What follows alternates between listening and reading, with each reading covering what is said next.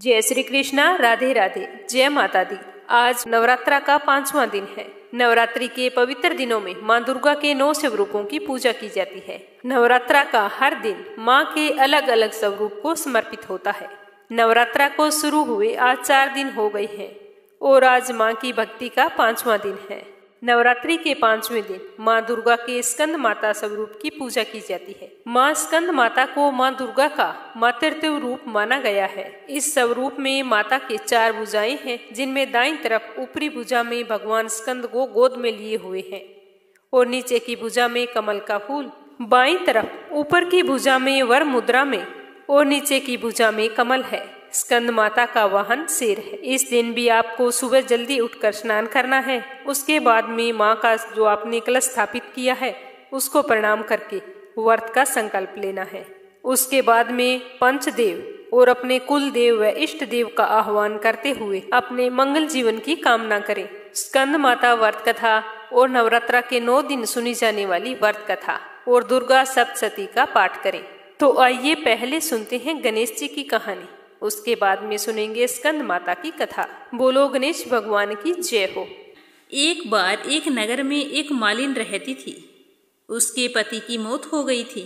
उस समय उसके 4 साल का एक पुत्र था। उस मालिन की सास बहुत ही कठोर हृदय वाली स्त्री थी। वह अपनी बहू को बहुत ही तकलीफ देती थी। एक दिन सास ने बहू और पोते को घर से निकाल दिया। दोनों रोते रोते एक जंगल में जा पहुंचे। वहां जाकर एक बड़े से पेड़ के नीचे बैठ गए। वहां से थोड़ी ही दूरी पर एक गणेश जी का मंदिर था। वहां बहुत सारे लोग दर्शन करने के लिए आ जा रहे थे। दर्शन करने के बाद में गणेश जी को प्रसाद भी चढ़ाते थे।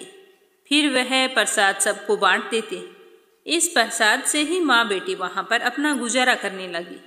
धीरे धीरे वे दोनों गणेश जी की पूजा पाठ में लग गए। एक दिन उन्होंने सोचा कि क्यों ना हम जंगल से फूल लाकर यहाँ पर बेच देते हैं। जो लोग पूजा के लिए आते हैं वो लोग फूल तो खरीदेंगे, जिससे हमारा गुजारा भी अच्छे से चल जाएगा। तो माँ बेटे यह सोचकर रोजाना जंगल से फूल लाते और उनकी माला बनाकर बेचने लगे। साथ में पूजा की सामग्री और प्रसाद भी बेचने लगे, जिससे उनकी अच्छी आमदनी होने लगी। गणेश जी की कृपा से आमदनी उनकी बढ़ने लगी। जल्द ही उन्होंने एक मकान बना लिया और एक छोटी सी दुकान भी बना ली।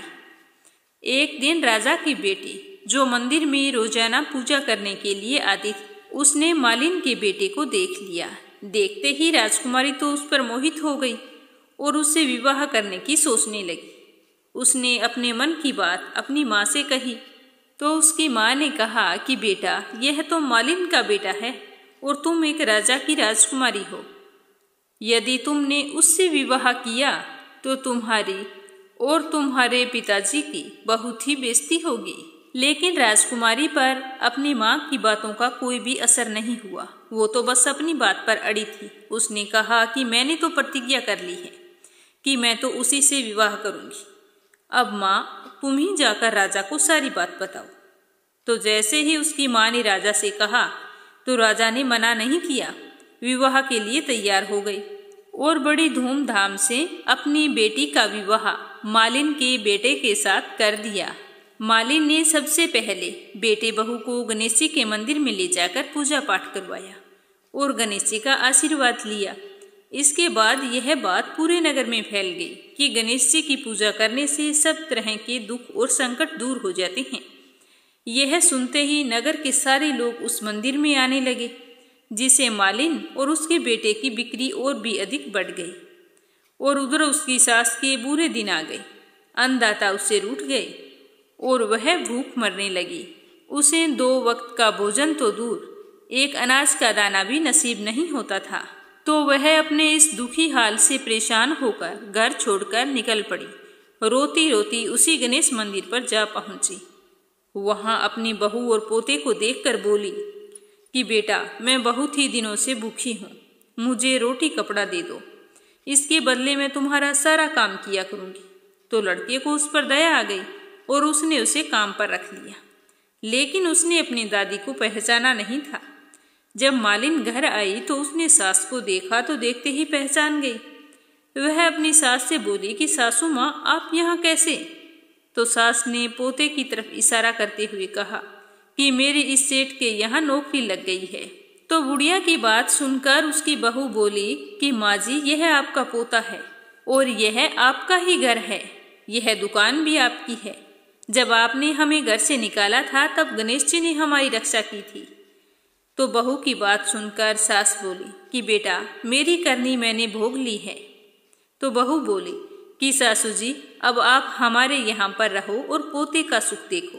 तो बहू की इस तरह की बात सुनकर उसकी सास की आंखों में आंसू आ गई और सोचने लगी कि मैंने इनका कितना बुरा हाल करके घर से निकाला था। ये भी नहीं सोचा कि ये कहाँ जाएंगे, क्या करेंगे, क्या खाएंगे। और फिर भी आज मेरी बहू कितनी अच्छी है। अगर मेरी तरह होती तो ना जाने मेरी कितनी दुर्दशा होती। हे गणेश भगवान, जैसा आपने मालिन को सुख दिया वैसा सुख सबको देना। अब सुनते हैं स्कंद माता व्रत कथा। बोलो स्कंद माता की जय हो। कमेंट बॉक्स में माता रानी की जय हो अवश्य लिखना। पौराणिक मान्यता के अनुसार तारकासुर नाम के एक राक्षस ने भगवान ब्रह्मा जी को प्रसन्न करने के लिए कठोर तपस्या की। उसकी कठोर तपस्या से प्रसन्न होकर ब्रह्मा जी ने उसे दर्शन दिए। तारकासुर ने ब्रह्मा जी से अमरता का वरदान मांगा। इस पर भगवान ने तारकासुर को समझाया कि जिसने जन्म लिया है उसकी मृत्यु निश्चित है, इसीलिए तुम्हें यह वरदान तो नहीं मिल सकता, तुम कोई और वरदान मांग सकते हो। तो यह सुनकर शिवजी ने कहा कि मुझे ऐसा वरदान दो कि मेरी मृत्यु शिवजी के पुत्र के हाथों से हो, क्योंकि वह सोचता था कि शिवजी का कभी विवाह नहीं होगा। अगर विवाह नहीं होगा तो पुत्र भी नहीं होगा। ऐसा होने से उसकी मृत्यु कभी नहीं हो सकती। तो ब्रह्मा जी ने उसके कहे अनुसार ऐसा वरदान उसे दे दिया। वरदान मिलने पर तारकासुर जनता पर अत्याचार करने लगा और लोगों ने शिवजी के पास जाकर तारकासुर से मुक्ति दिलाने की प्रार्थना की। फिर शिवजी ने पार्वती से विवाह किया और कार्तिकेय का जन्म हुआ। कार्तिकेय ने बड़ा होने पर राक्षस तारकासुर का वध किया। भगवान स्कंद यानी कार्तिकेय की माता होने के कारण ही इसे स्कंद माता कहा जाता है। तो आइए अब सुनते हैं तारा रानी की कथा। कथा को पूरी और प्रसन्नचित मन से सुनना और सुनने के बाद में कमेंट बॉक्स में अवश्य बताना कि कथा आपको कैसी लगी और इस वीडियो को ज्यादा से ज्यादा शेयर करना ताकि माता रानी के हर भगत तक ये कथा पहुंच सके। साथ ही कमेंट बॉक्स में जय हो माता रानी की अवश्य लिखना। माँ भगवती की जय हो। एक राजा था जिसका नाम स्पर्श था। वह माँ भगवती का बहुत ही बड़ा पुजारी था। वह रात दिन माँ दुर्गा की पूजा पाठ किया करता था। माँ ने भी उन्हें राजपाट, धन दौलत, ऐशो आराम के सभी साधन दिए थे। कमी तो थी सिर्फ यह कि उसके घर में कोई संतान नहीं थी। यह दुख उन्हें रात दिन सताता रहता था। वो माँ से यही प्रार्थना करते रहते कि हे माँ, हमें एक संतान दे दो ताकि हमारा भी वंश चलता रहे। ऐसा करते करते सालों बीत चुके थे। स्पर्श की अत्यधिक पूजा पाठ से प्रसन्न होकर माँ भगवती ने उसकी पुकार सुन ली और एक दिन माँ ने आकर राजा को सपन में दर्शन दिए और कहा कि वो तेरी भक्ति से बहुत ही प्रसन्न है, तू मांग, तुझे क्या चाहिए। तो राजा ने दोनों हाथ जोड़कर माँ भगवती को प्रणाम किया और कहा कि माँ, आपका दिया हुआ सब कुछ है, लेकिन आप तो जानते हैं कि मेरे संतान नहीं है। मेरा एकमात्र दुख का कारण यही है। तो यह सुनकर माँ भगवती ने राजा को 2 पुत्रियां प्राप्त होने का वरदान दिया और अंतर्ध्यान हो गई। सुबह जब राजा की आंख खुली तो वो सपन याद आया। उसने बड़ी खुशी से अपनी पत्नी को सपन के बारे में बताया। दोनों बहुत ही खुश हुए। कुछ समय बाद राजा के घर एक कन्या ने जन्म लिया। राजा ने अपने राज दरबारियों को बुलाया, पंडितों और ज्योतिषों को बुलाया और बुलाकर बच्चे की जन्म कुंडली तैयार करने का हुक्म दिया। पंडितों और ज्योतिषियों ने उस बच्चे की जन्म कुंडली तैयार की और कहा कि हे राजन, यह कन्या साक्षात देवी है। यह कन्या जहाँ भी कदम रखेगी वहाँ खुशियाँ ही खुशियाँ होंगी। यह कन्या भी भगवती की पुजारिन होगी। उस कन्या का नाम तारा रखा गया। थोड़े समय बाद राजा के घर वरदान के अनुसार एक और कन्या ने जन्म लिया। उस दिन मंगलवार का दिन था। राजा ने फिर पंडित और ज्योतिषियों को बुलाया और जन्म कुंडली तैयार करने को कहा। पंडितों और ज्योतिषियों ने जब जन्म कुंडली तैयार की तो उदास हो गए। राजा ने उन्हें उदास देखकर उदासी का कारण पूछा तो वो कहने लगे कि महाराज, यह कन्या आपके लिए शुभ नहीं है। राजा ने उदास होकर ज्योतिषियों से पूछा कि मैंने ऐसे कौन से बुरे कर्म किए हैं जो इस कन्या ने मेरे घर में जन्म लिया है। आप लोग अच्छी तरह मुझे इसकी कुंडली देखकर सब कुछ बताएं। तो ज्योतिषियों ने अपनी ज्योतिष विद्या लगाकर बताया कि ये दोनों कन्याएं जिन्होंने आपके घर में जन्म लिया है, ये पिछले जन्म में राजा इंद्र की अप्सराएं थी। इन्होंने सोचा कि हम भी मृत्यु लोक में भ्रमण करें और देखें कि मृत्यु लोक पर लोग कैसे रहते हैं। तो यह सोचकर दोनों मृत्यु लोक पर आ गई और वहां आकर रहने लगी। एक दिन एकादशी का व्रत आया तो दोनों बहनों ने एकादशी का व्रत रखा। बड़ी बहन का नाम तारा था, छोटी बहन का नाम रुक्मन था। बड़ी बहन तारा ने अपनी छोटी बहन से कहा कि रुक्मन, आज एकादशी का व्रत है, हम लोगों ने आज भोजन नहीं करना है। तू ऐसा कर, बाजार जा और बाजार जाकर फल ले आ। तो अपनी बहन के कहे अनुसार रुक्मन बाजार फल लेने के लिए चली गई। वहाँ उसने मछली के पकोड़े बनते देखे। पकोड़ों को देखकर रुक्मन के मुंह में तो पानी आ रहा था, उससे रहा नहीं गया। तो उसने अपने पैसों से पकोड़े लिए और खा लिए और तारा के लिए फल लेकर वापस आ गई। फल उसने तारा को दे दिए। तारा ने पूछा कि तू तेरे लिए फल क्यों नहीं लाई? तो रुक्मन ने बताया कि मैंने तो आज मछली के पकोड़े खा लिए हैं। तो यह सुनकर तारा को बहुत ही गुस्सा आया। उसने उसी वक्त गुस्से में श्राप दे दिया कि जा नीच, तूने एकादशी के दिन मांस खाया है, नीचों का कर्म किया है। जा, मैं तुझे श्राप देती हूँ कि तू नीचों की जून पाए, छिपकली बनकर सारी उम्र कीड़े मकोड़े ही खाती रहे। इस तरह रुक्मन तारा के श्राप से छिपकली बन गई। उसी शहर में एक ऋषि गुरु गोरख जी अपने शिष्यों के साथ रहते थे। उनके शिष्यों में उनका एक चेला था जो बहुत ही तेज स्वभाव का तथा घमंडी था। एक दिन वो घमंडी शिष्य पानी का कमंडल भरकर खुले स्थान में एकांत में जाकर तपस्या के लिए बैठ गया और वो अपनी तपस्या में लीन हो गया। उसी समय वहां पर एक प्यासी कपिला गाय आ गई और उसने ऋषि के पास पड़े कमंडल में पानी देखा तो वह बहुत ही प्यासी थी। उसने कमंडल में मुंह डाला और सारा पानी पी गई। जब कपिला गाय ने मुंह बाहर निकाला तो खाली कमंडल की आवाज सुनकर उस ऋषि की समाधि टूट गई। तो उसने देखा कि गाय ने तो सारा पानी पी लिया है।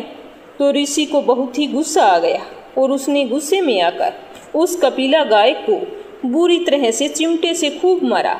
वह गाय बुरी तरह से लुलुहान हो गई। जब इस बात की खबर गुरु गोरख को मिली तो उन्होंने जाकर कपिला गाय की हालत देखी तो गाय का तो बहुत ही बुरा हाल था। गाय की ऐसी हालत देखकर गुरु गोरख को बहुत ही दुख हुआ और गुस्सा भी आया और गुस्से में आकर उस ऋषि को बहुत बुरा भला कहा और उसी समय आश्रम से निकाल दिया। गुरु गोरख ने गाय माता पर किए गए पाप से छुटकारा पाने के लिए कुछ समय बाद एक यज्ञ रचाया। इस यज्ञ का पता उस शिष्य को भी चल गया जिसने कपिला गाय को मारा था। उसने सोचा कि वह अपने अपमान का बदला जरूर लेगा। यज्ञ शुरू हो गया था तो उस चेले ने एक पक्षी का रूप धारण किया और चोंच में सर्प लेकर भंडारे में फेंक दिया, जिसका किसी को भी पता नहीं चला। लेकिन उसी समय वहां एक दीवार पर छिपकली चिपक कर बैठी हुई थी तो उसे इस बात का पता चल गया। यह छिपकली वही थी जिसे पिछले जन्म में तारा देवी ने श्राप दिया था। वह छिपकली सर्प का भंडारे में गिरना देख रही थी। उसे त्याग व परोपकार की शिक्षा अभी तक याद थी। वह भंडारा होने तक घर की दीवार पर ही चिपकी रही और मन ही मन सोचती रही कि किसी तरह इन लोगों के प्राण तो बचाने होंगे। यज्ञ में सम्मिलित लोगों के प्राण बचाने के लिए उसने अपने प्राण न्यौछावर कर लेने का मन ही मन निश्चय बना लिया। अब यज्ञ समाप्त हो चुका था। खीर भंडारे में दी जाने वाली थी। जैसे ही खीर को बांटने के लिए कुछ लोग वहां पर आए और कढ़ाई में से खीर लेने लगे, तभी वह छिपकली दीवार से कूदकर कढ़ाई में जा गिरी। तो इस तरह छिपकली को कढ़ाई में गिरता देखकर नादान लोग छिपकली को बुरा भला कहने लगे। अब खीर तो कोई काम की नहीं थी इसीलिए कई लोग उस कढ़ाई को उठाकर खाली करने लगे। तो जैसे ही खीर उसमें से निकाली गई तो देखा कि उसमें नीचे एक मरा हुआ सांप पड़ा है। तब सबको मालूम हुआ कि जिस छिपकली को हम बुरा भला कह रहे थे उसने अपने प्राणों की आहुति देकर सबके प्राणों की रक्षा की है। तो वहाँ पर उपस्थित सभी सज्जनों और देवताओं ने उस छिपकली के लिए प्रार्थना की और कहा कि उसे सब योनियों में उत्तम मनुष्य योनि प्राप्त हो और अंत में वह मोक्ष को प्राप्त करे। तो तीसरे जन्म में वह छिपकली राजा स्पर्श के घर कन्या के रूप में जन्मी। दूसरी बहन तारा देवी ने फिर मनुष्य जन्म लेकर आगे चलकर उसने अयोध्या के प्रतापी राजा हरिश्चंद्र से विवाह किया था। तो इस तरह राजा स्पर्श ने ज्योतिषियों से कन्याओं की कुंडलियां बनवाई। तो ज्योतिषियों ने राजा को बताया कि राजन, यह कन्या आपके लिए हानिकारक सिद्ध होगी, इसके शकुन ठीक नहीं है, अतः आप इसे मरवा दीजिए। तो यह सुनकर राजा बोले कि लड़की को मारना बहुत बड़ा पाप है, मैं ऐसे महापाप का भागी नहीं बन सकता। अगर कोई और उपाय हो तो आप मुझे बताएं, मैं अवश्य करूँगा, लेकिन मैं इसे मार नहीं सकता। तो राजा की यह बात सुनकर ज्योतिषियों ने विचार करके राय दी कि हे राजन, आप ऐसा करें कि एक लकड़ी के संदूक में ऊपर से सोना चांदी आदि जड़वा दें, फिर उस संदूक के भीतर इस लड़की को बंद करके नदी में प्रवाहित कर दें। सोने चांदी से जड़ा हुआ संदूक अवश्य ही कोई लालचवश निकाल लेगा और आपको हत्या का पाप भी नहीं लगेगा। राजा को ज्योतिषियों की यह राय कुछ ठीक लगी, लेकिन राजा मन ही मन बहुत ही उदास था। राजा सोच रहा था कि इस संतान सुख के लिए कितने वर्षों से मैं तपस्या कर रहा था और आज ऐसे संयोग बन गए हैं कि मुझे मेरी ही बच्ची को जल में प्रवाहित करना पड़ रहा है।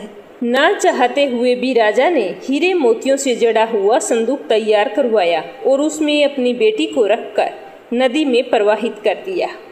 वह संदूक बहता बहता काशी के समीप चला गया। वहां पर एक भंगी को दिखाई दिया। भंगी इस बहुमूल्य संदूक को देखकर बहुत ही खुश हुआ और उसने तुरंत नदी से बाहर निकाल लिया। जब उसने संदूक को बाहर निकालकर खोला तो उसके अंदर अत्यंत रूपवान कन्या दिखाई दी। उस भंगी के कोई संतान नहीं थी। उसने अपनी पत्नी को वह कन्या लाकर दी तो उसकी पत्नी की तो प्रसन्नता का कोई ठिकाना ना रहा। उसने अपनी संतान के समान ही उस बच्ची को लेकर छाती से लगा लिया। भगवती की कृपा से उसके स्तनों में दूध उतराया। पति पत्नी दोनों ने प्रेम से उस कन्या का नाम रूको रखा। दोनों ने बड़े ही लाड प्यार से रूको को पाला था। समय के साथ रूको बड़ी हो गई, फिर उसका विवाह हो गया। रूको अपने ससुराल चली गई।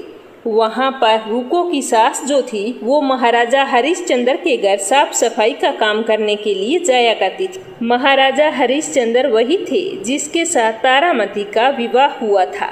एक दिन की बात है कि रूको की सास बीमार पड़ गई तो उसने अपनी बहू रूको से कहा कि बेटा, महाराजा हरिश्चंद्र के घर काम करने के लिए तुम चली जा। तो अपनी सास की बात सुनकर रूको बोली कि कोई बात नहीं माँ जी, आप जितने दिन तबीयत ठीक नहीं है विश्राम करो, मैं काम पर चली जाया करूंगी, तुम्हें आराम की जरूरत है।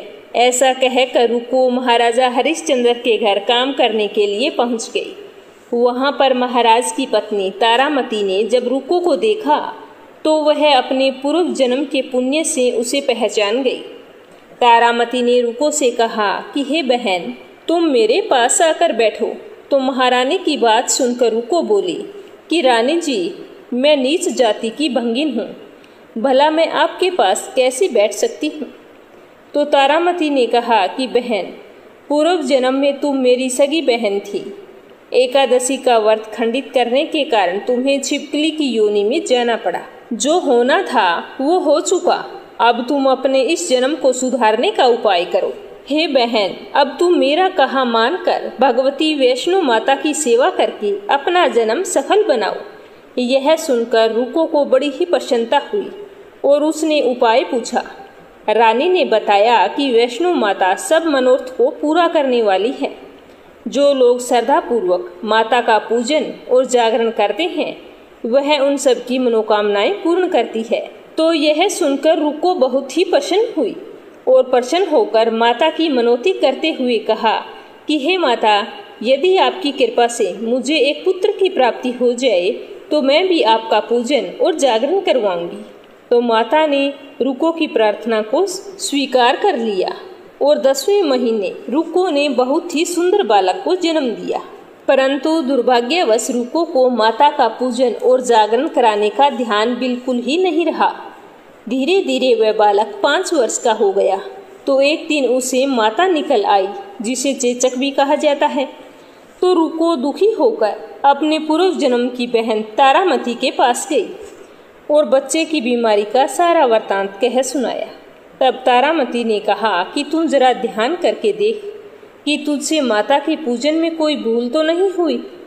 तो इस पर रुको को 6 वर्ष पहले की बात याद आ गई। तो उसने अपना अपराध स्वीकार कर लिया और हाथ जोड़कर अपनी भूल के लिए माफ़ी मांगी और कहा कि जब मेरा बच्चा ठीक हो जाएगा तो मैं जागरण अवश्य करवाऊंगी। तो माँ भगवती की कृपा से बच्चा दूसरे दिन ही ठीक हो गया। तो यह देखकर रुको बहुत ही प्रसन्न हुई और माता के मंदिर में गई।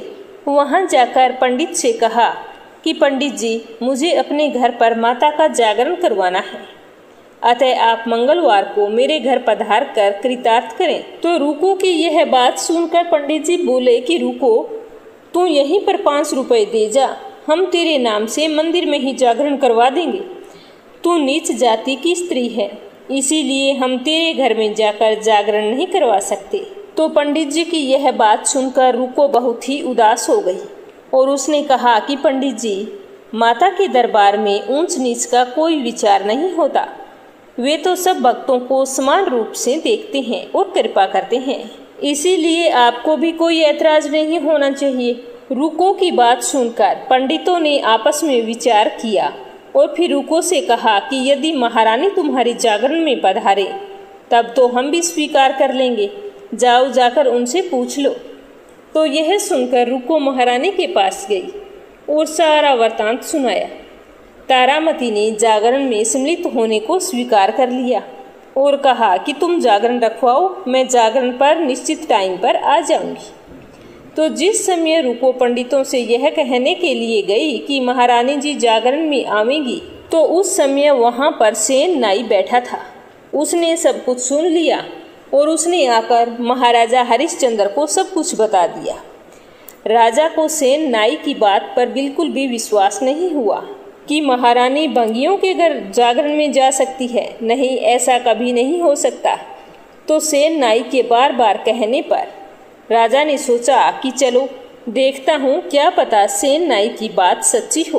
तो जागरण वाले दिन राजा ने अपनी अंगुली पर थोड़ा सा चीरा लगा लिया ताकि दर्द के कारण नींद न आए। रानी तारामती ने देखा कि जागरण का समय हो रहा है, परंतु महाराज को आज नींद नहीं आ रही। तो उसने मन ही मन माता वैष्णो देवी से प्रार्थना की और कहा कि हे माता, आप किसी भी उपाय से राजा को सुला दें ताकि मैं जागरण में सम्मिलित होने के लिए जा सकूं। तो माता रानी की कृपा से राजा को नींद आ गई। तारामती रोशनदान से रस्सा बांधकर महल से उतरी और रुको के घर जा पहुंची। उस समय जल्दी के कारण रानी के हाथ से रेशमी रुमाल तथा पांव का एक कंगन रास्ते में ही गिर पड़ा। रानी बहुत ही जल्दी में थी, इसीलिए उसने ध्यान नहीं दिया और वो रुको के घर जागरण में चली गई। उधर थोड़ी देर बाद राजा हरिश्चंद्र की नींद खुल गई। वह भी रानी का पता लगाने के लिए निकल पड़े और मन ही मन सोच रहे थे कि सेन नाई की बात मुझे लगता है सच्ची है। महारानी जरूर रुको भंगिन के यहाँ गई होगी। तो वो उसी रास्ते से चल पड़े। तो रास्ते में उन्हें कंगन और रुमाल दिखाई दिया। तो राजा ने ये दोनों चीज़ें रास्ते से उठाकर अपने पास रख ली, क्योंकि राजा तो पहचान गए थे कि ये तो महारानी की हैं, और सीधे रुको के घर चले गए। वहाँ पर जागरण हो रहा था। वहाँ पर जाकर राजा चुपचाप एक कोने में बैठकर दृश्य देखने लगे। जब जागरण समाप्त हुआ तो सबने माता की आरती की। उसके बाद प्रसाद बांटा गया। रानी तारामती को जब प्रसाद मिला तो उसने झोली में रख लिया। यह देखकर लोगों ने पूछा कि आपने प्रसाद क्यों नहीं खाया? यदि आप प्रसाद नहीं खाएंगी तो कोई भी प्रसाद नहीं खाएगा। तो रानी बोली कि तुमने प्रसाद दिया वह मैंने महाराज के लिए रख लिया है। अब आप मुझे मेरा प्रसाद दें। जब दूसरी बार महारानी को प्रसाद दिया गया तो महारानी ने प्रसाद लेकर खा लिया। इसके बाद वहाँ पर आए सारे भक्तों ने माँ का प्रसाद खाया।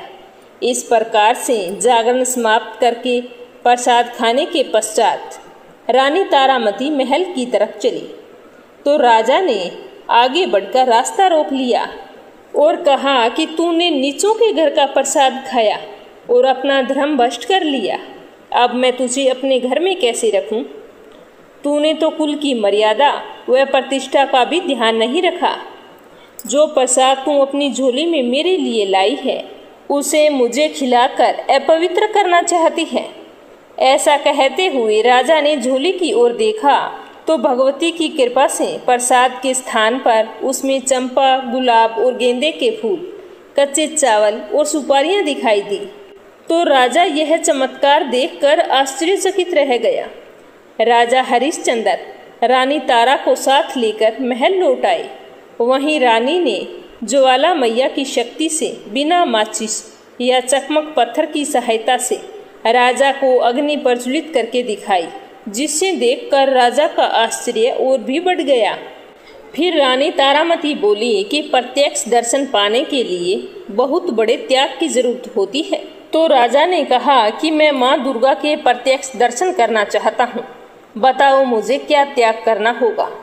तो रानी तारामती बोली कि यदि आप अपने पुत्र रोहितास की बलि दे सकें तो आपको दुर्गा देवी के प्रत्यक्ष दर्शन हो जाएंगे।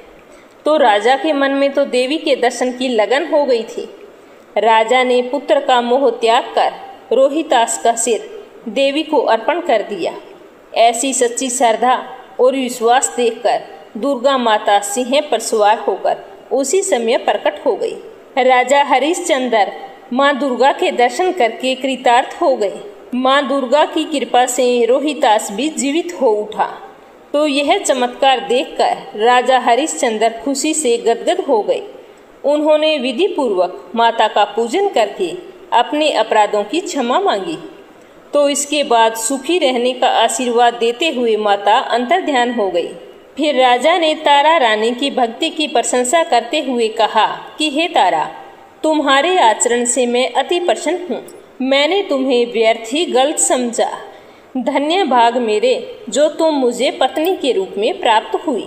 फिर राजा रानी दोनों पूरी सच्ची श्रद्धा से माँ दुर्गा की पूजा पाठ करने लगे। उधर रुक्मन भी माँ दुर्गा की सच्ची भगत बन गई थी। तो इस तरह से आयु उपरांत सुख भोगने के बाद राजा हरिश्चंद्र, रानी तारा एवं रुक्मन भंगिन तीनों ही मनुष्य योनि से छूटकर देवलोक को प्राप्त हुए। तारा रानी की इस कथा को जो भी मनुष्य माता रानी के जागरण में और नवरात्रा के अष्टमी नवमी तिथि के दिन पढ़ता है या सुनता है या सुनाता है, उसकी सभी मनोकामनाएं पूर्ण होती है, सुख समृद्धि बढ़ती है और शत्रुओं का नाश होता है। तो ये थी तारा रानी की कथा। अब अपने सुनते हैं 11वां अध्याय। 11वें अध्याय में देवताओं द्वारा देवी की स्तुति तथा देवी द्वारा देवताओं को वरदान देना बताया गया है। महर्षि मेधा कहते हैं कि दैत्य के मर जाने पर इंद्रादि देवता अग्नि को आगे करके कात्यायनी देवी की स्तुति करने लगे। उस समय अभिष्ट की प्राप्ति के कारण उनके मुख खिले हुए थे। देवताओं ने कहा कि हे शरणागतों के दुख दूर करने वाली देवी, तुम प्रसन्न हो जाओ। हे संपूर्ण जगत की माता, तुम प्रसन्न होवो। हे विंध्येश्वरी, तुम विश्व की रक्षा करो, क्योंकि तुम इस चर और अचर की ईश्वरी हो। हे देवी, संपूर्ण जगत की आधार रूप हो, क्योंकि तुम पृथ्वी रूप में भी स्थित हो और अत्यंत पराक्रमी वाली देवी हो। तुम विष्णु की शक्ति हो और विश्व की बीज परम माया हो, और तुमने ही इस संपूर्ण जगत को मोहित कर रखा है। तुम्हारे प्रसन्न होने पर ही यह पृथ्वी मोक्ष को प्राप्त होती है। हे देवी, संपूर्ण विद्याएं तुम्हारे ही भिन्न भिन्न स्वरूप हैं। इस जगत में जितनी स्त्रियां वह सब तुम्हारी ही मूर्तियां हैं। एकमात्र तुमने ही इस जगत को व्याप्त कर रखा है। तुम्हारी स्तुति किस प्रकार हो सकती है, क्योंकि तुम परम बुद्धि रूप हो और संपूर्ण प्राणी रूप, स्वर्ग और मुक्ति देने वाली हो। अतः इसी रूप में तुम्हारी स्तुति की गई है। तुम्हारी स्तुति के लिए इससे बढ़कर और क्या युक्तियां हो सकती हैं। संपूर्ण जनों के हृदय में बुद्धि रूप होकर निवास करने वाली, स्वर्ग तथा मोक्ष प्रदान करने वाली, हे नारायणी देवी, तुमको बारंबार नमस्कार है।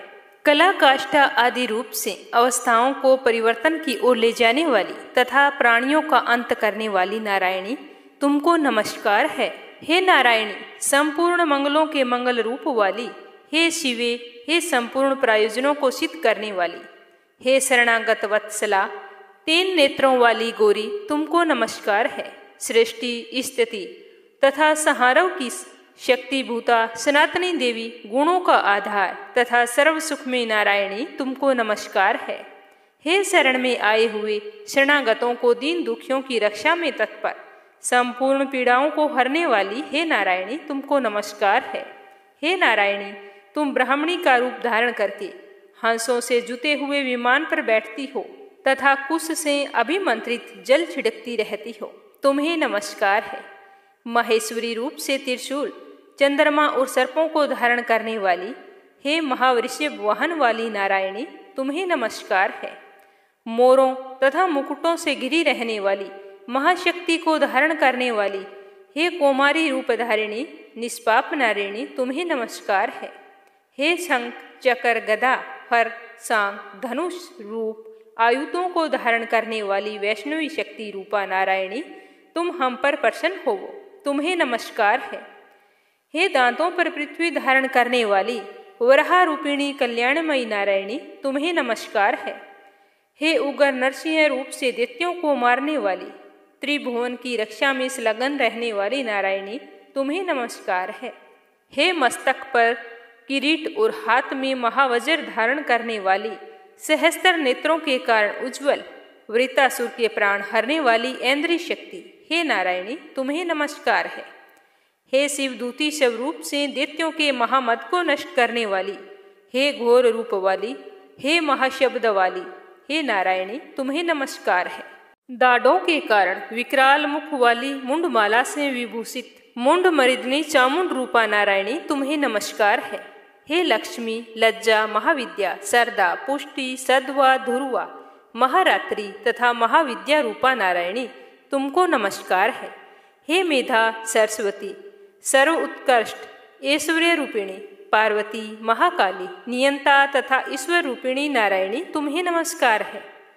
हे सर्वस्वरूप सर्वेश्वरी, सर्वशक्ति युक्त देवी, हमारी भय से रक्षा करो, तुम्हें नमस्कार है। हे कात्यायनी, 3 नेत्रों से भूषित यह तेरा सौम्य मुख सब तरह के डरों से हमारी रक्षा करे, तुम्हें नमस्कार है।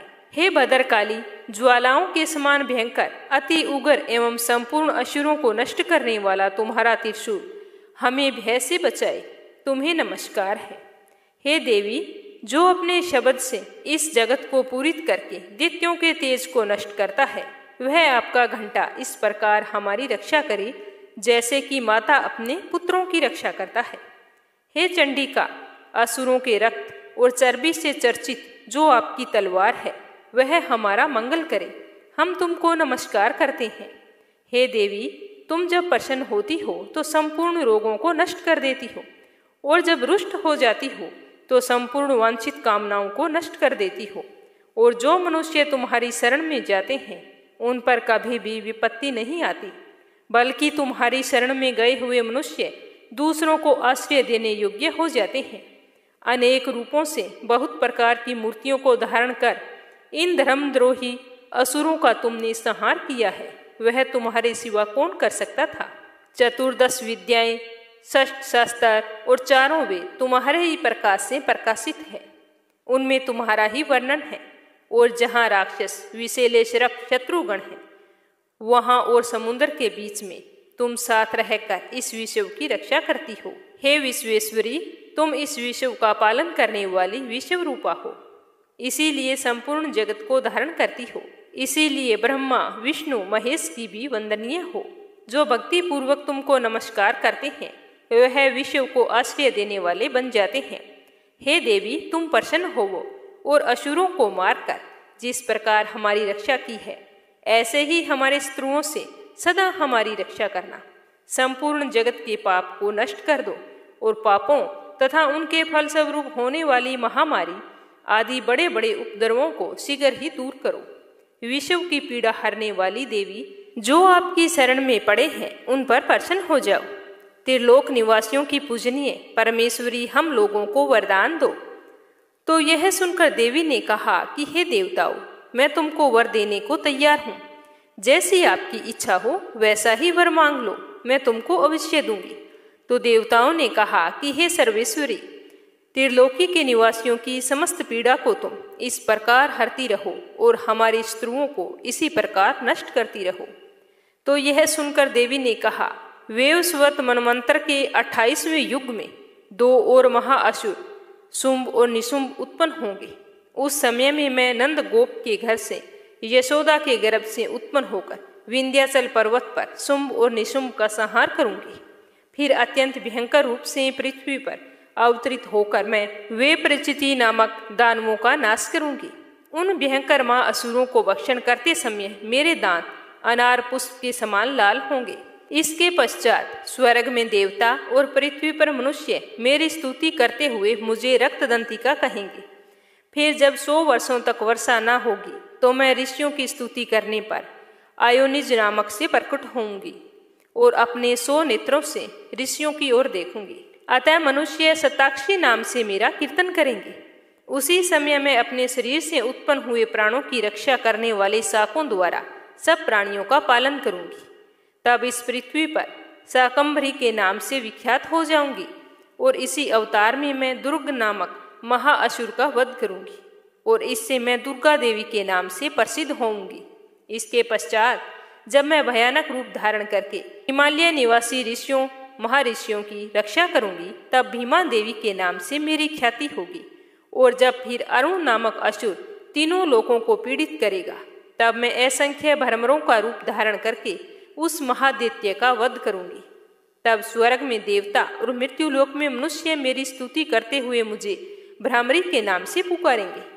इस प्रकार जब जब पृथ्वी राक्षसों से पीड़ित होगी, तब तब मैं अवतरित होकर शत्रुओं का नाश करूंगी। इस तरह श्री दुर्गा सप्तशती के 11वें अध्याय का समापन होता है। और अब आपने सुनते हैं 12वां अध्याय।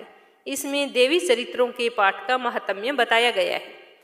देवी कहती है कि हे देवताओं, जो पुरुष इन स्त्रोतों द्वारा एकाग्रचित होकर मेरी स्तुति करेगा, उसके संपूर्ण कष्टों को निसंदेह हर लूंगी। मधु केटभ के नाश, महिषासुर के वध, शुंभ और निशुंभ के वध की जो मनुष्य कथा कहेंगे, वे मेरे महात्म्य को अष्टमी, चतुर्दशी व नवमी के दिन एकाग्रचित से भक्ति पूर्वक सुनेंगे। उनको कभी कोई पाप नहीं रहेगा। पाप से उत्पन्न हुई विपत्ति भी उनको ना सताएगी। उनके घर में दरिद्रता कभी नहीं रहेगी और ना ही उनका अपने प्रियजनों से विछोह होगा। उसको किसी प्रकार का भय नहीं होगा। इसीलिए प्रत्येक मनुष्य को भक्ति पूर्वक मेरे इस कल्याणकारक महात्म्य को सदा पढ़ना और सुनना चाहिए। मेरा यह महात्म्य महामारी से उत्पन्न हुए संपूर्ण उपद्रवों को एवं 3 प्रकार के उत्पातों को शांत कर देता है। जिस घर व मंदिर में या जिस स्थान पर मेरा यह स्तोत्र विधि पूर्वक पढ़ा जाता है, उस स्थान का मैं कभी भी त्याग नहीं करती। वहाँ सदा ही मेरा निवास रहता है। बलिदान, पूजा, होम तथा महोत्सवों में मेरा यह चरित्र उच्चारण करना तथा सुनना चाहिए। ऐसा हवन या पूजन मनुष्य जानकर या बिना जाने करे तो मैं उन्हें तुरंत ग्रहण कर लेती हूँ। और शरद काल में प्रत्येक वर्ष जो महापूजा की जाती है, उसमें मनुष्य भक्ति पूर्वक मेरा यह महात्म्य सुनकर सब विपत्तियों से छूट जाता है, धन धान्य तथा पुत्र आदि से संपन्न हो जाता है। मेरे इस महात्म्य एवं कथाओं इत्यादि को सुनकर मनुष्य निर्भय हो जाता है और महात्म्य सुनने वाले के शत्रुओं का नाश हो जाता है। साथ ही कल्याण की प्राप्ति होती है और उसका सारा कुल आनंदित हो जाता है। सब कष्ट शांत हो जाते हैं। भयंकर स्वप्न दिखाई देना तथा घरेलू दुख इत्यादि सब मिट जाते हैं। बाल ग्रहों में ग्रसित बालकों के लिए मेरा यह महात्म्य परम शांति देने वाला है। मनुष्यों में फूट पड़ने पर यह भली भांति मित्रता करवाने वाला है। मेरा यह महात्म्य मनुष्यों को मेरे जैसी सामर्थ्य की प्राप्ति करवाने वाला है। पशु, पुष्प, अर्घ्य, धूप, गंध, दीपक इत्यादि सामग्रियों द्वारा पूजन करने से, ब्राह्मण को भोजन करा के, हवन करके, प्रतिदिन अभिषेक करके, नाना प्रकार के भोगों को अर्पण करके, प्रत्येक वर्ष दान इत्यादि करके जो मेरी आराधना करता है, मैं उस पर अति प्रसन्न हो जाती हूँ, और वैसे ही प्रसन्न मैं इस चरित्र के सुनने से हो जाती हूँ। यह मातम्य सुनने पर मैं सब पापों को हर लेती हूँ। यह आरोग्य प्रदान करता है। मेरे प्रादुर्भाव का कीर्तन दुष्ट प्राणियों से रक्षा करने वाला है, युद्ध में दुष्ट दैत्यों का संहार करने वाला है। इसके सुनने से मनुष्य को शत्रुओं का भय नहीं रहता। हे देवताओं, तुमने जो मेरी स्तुति की है अथवा ब्रह्मा जी ने जो मेरी स्तुति की है, वह मनुष्यों को कल्याणमयी बुद्धि प्रदान करने वाली है। वन में सूने मार्ग में अथवा दावानल से घिर जाने पर, वन में चोरों से घिरा हुआ या शत्रुओं द्वारा पकड़ा हुआ, जंगल में सिंहों से, व्याघ्रों से या जंगली हाथियों द्वारा पीछा किया हुआ, राजा के क्रोधित हो जाने पर डर के मारे, और समुद्र में नाव के डगमगाने पर, भयंकर युद्ध में फंसा होने पर, किसी भी प्रकार की पीड़ा और विपत्ति से घिरा हुआ, घोर बाधाओं से दुखी हुआ मनुष्य मेरे इस चरित्र को स्मरण करके संकट से मुक्ति पा सकता है। मेरे प्रभाव से सिंह, चोर, शत्रु इत्यादि दूर भाग जाते हैं, पास नहीं आते। महर्षि ने कहा कि प्रचंड पराक्रम वाली भगवती चंडिका यों कहने के पश्चात सब देवताओं के देखते ही देखते अंतर्ध्यान हो गई, और संपूर्ण देवता अपने शत्रुओं के मारे जाने पर पहले की तरह यज्ञ भाग का उपभोग करने लगे, और उनको अपने अधिकार फिर से प्राप्त हो गए। तथा युद्ध में देवताओं के शत्रुओं शुंभ व निशुंभ के देवी के हाथों मारे जाने पर बाकी बचे हुए राक्षस पाताल लोक को चले गए। हे राजन, इस प्रकार भगवती अंबिका नित्य होती हुई भी बार बार प्रकट होकर जगत का पालन करती है, इसको मोहित करती है, जन्म देती है और प्रार्थना करने पर समृद्धि प्रदान करती है। हे राजन, भगवती ही महाप्रलय के समय महामारी का रूप धारण करती है, और वही संपूर्ण ब्रह्मांड में व्याप्त है, और वही भगवती समय समय पर महाकाली तथा महामारी का रूप बन जाती है, और स्वयं अजन्मा होती हुई भी सृष्टि के रूप में प्रकट होती है। वह सनातनी देवी प्राणियों का पालन करती है, और वही मनुष्य के अभ्युदय के समय घर में लक्ष्मी का रूप बनकर स्थित हो जाती है, तथा अभाव के समय दरिद्रता बनकर विनाश का कारण बन जाती है। पुष्प, धूप और गंध आदि से पूजन करके उसकी स्तुति करने से वह धन एवं पुत्र देती है, और धर्म में शुभ बुद्धि प्रदान करती है।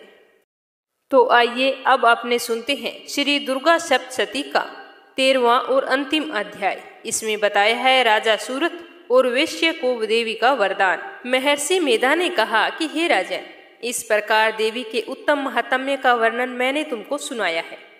जगत को धारण करने वाली इस देवी का ऐसा ही प्रभाव है। वही देवी ज्ञान को देने वाली है। भगवान विष्णु की इस माया के प्रभाव से तुम और यह वेश्य तथा अन्य विवेकी जन मोहित होते हैं, और भविष्य में मोहित होते रहेंगे। हे राजन, तुम इसी परमेश्वरी की शरण में जाओ। यही भगवती आराधना करने पर मनुष्य को भोग, स्वर्ग तथा मोक्ष प्रदान करती है। मार्कंडेय जी ने कहा कि महर्षि मेधा की यह बात सुनकर राजा सूर्थ ने उन उग्र व्रत वाले ऋषि को प्रणाम किया, और राज्य के छिन जाने के कारण उनके मन में अत्यंत गिलनी हुई, और वह राजा तथा वेश्य तपस्या के लिए वन को चले गए, और नदी के तट पर आसन लगाकर भगवती के दर्शनों के लिए घोर तपस्या करने लगे। दोनों ने नदी के तट पर देवी की मूर्ति बनाई, और पुष्प, धूप, दीप तथा हवन द्वारा उसका पूजन करने लगे। पहले उन्होंने आहार को कम किया, फिर बिल्कुल निराहार रहकर भगवती में मन लगाकर एकाग्रता पूर्वक उसकी आराधना करने लगे। वह दोनों अपने शरीर के रक्त से देवी को बलि देते हुए 3 वर्ष तक लगातार भगवती की आराधना करती रही। 3 वर्ष के पश्चात जगत का पालन करने वाली चंडिका ने उनको प्रत्यक्ष दर्शन देकर कहा। देवी बोली कि हे राजन तथा अपने कुल को प्रसन्न करने वाले वेश्य, तुम जिस वर की इच्छा रखते हो वह मुझसे मांगो। वह वर मैं तुमको अवश्य दूंगी, क्योंकि मैं तुम पर अत्यंत प्रसन्न हूँ। मार्कंडेय जी कहते हैं कि यह सुनकर राजा ने अगले जन्म में नष्ट न होने वाला अखंड राज्य और इस जन्म में बलपूर्वक अपने शत्रुओं को नष्ट करने के पश्चात अपना पुनः राज्य प्राप्त करने के लिए भगवती से वरदान मांगा। और वेश्या ने भी जिसका चित्त संसार की ओर से विरक्त हो भगवती से अपनी ममता तथा अहंकार रूप आशक्ति को नष्ट कर देने वाले ज्ञान को देने के लिए कहा। देवी ने कहा कि हे राजन, तुम शीघ्र ही अपने शत्रुओं को मारकर पुनः अपना राज्य प्राप्त कर लोगे। तुम्हारा राज्य स्थिर रहने वाला है। फिर मृत्यु के पश्चात आप सूर्य देव के अंश से जन्म लेकर सावर्णिक मनु के नाम से इस पृथ्वी पर ख्याति को प्राप्त होगे। हे वेश्य, कुल में श्रेष्ठ, आपने जो मुझसे वर मांगा है वह मैं आपको देती हूँ। आपको मोक्ष देने वाले ज्ञान की प्राप्ति होगी। मार्कंडेय जी कहते हैं कि इस प्रकार उन दोनों को मनोवांछित वर प्रदान कर तथा उनसे अपनी स्तुति सुनकर भगवती अंतर्ध्यान हो गई। इस प्रकार क्षत्रियों में श्रेष्ठ वह राजा सूर्य भगवान सूर्य देव से जन्म लेकर इस पृथ्वी पर सावर्णिक मनु के नाम से विख्यात हुए। तो इस तरह श्री दुर्गा सप्तशती के सारे अध्याय पूर्ण हुए। हे माँ दुर्गा, कुछ बोलने में बताने में भूल चूक हो गई हो तो हमें क्षमा करना और अपने भक्तों पर अपनी कृपा दृष्टि बनाई रखना। तो ये था श्री दुर्गा सप्तशती का संपूर्ण पाठ। सुनकर आपको कैसा लगा कमेंट बॉक्स में जरूर बताना। साथ ही अगर आपने इस चैनल को सब्सक्राइब नहीं किया है तो जरूर करना और इस चैनल पर आने वाली हर वीडियो को श्रद्धापूर्वक सुनना। आप सभी का बहुत बहुत धन्यवाद। माता रानी आपकी सारी मनोकामनाएं पूरी करे। आप हमेशा सुखी और संपन्न रहें। जय श्री कृष्णा। राधे राधे।